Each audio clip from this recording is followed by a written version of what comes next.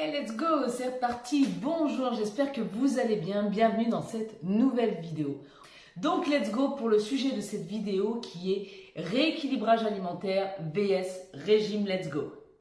Ok, alors on va faire une petite liste de mots-clés. Et le régime c'est quoi? Le régime c'est tout ce qui va être ici. Donc on va parler effectivement de manger moins, d'un organisme en carence, de privation, de restriction, de ponctuel, de perte de poids sur un temps court et non durable, d'isolement et également justement de compter ses calories et moins de nutriments. Le principe du rééquilibrage alimentaire, c'est en effet de savoir ce que notre corps a besoin et de manger en fonction de ses besoins, non pas surdoser, non pas sous-doser, mais vraiment être à l'écoute.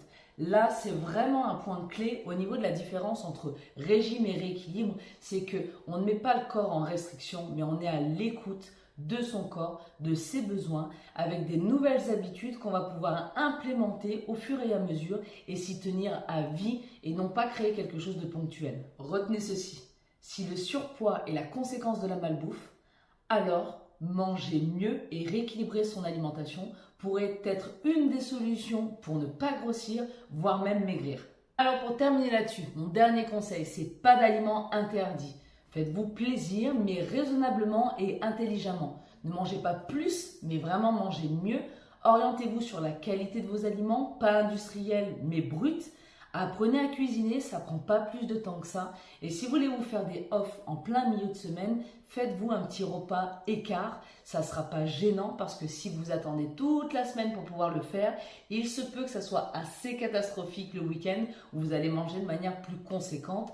Or, si vous aviez fait ce petit off le mercredi soir par exemple, un petit apéro ou autre, forcément on est moins frustré et donc on a moins cette culpabilité et de craquer derrière. Donc vraiment, le rééquilibrage alimentaire se fait en étant à votre écoute, à l'écoute de votre organisme pour pouvoir justement tenir ces nouvelles bonnes habitudes sur le long terme.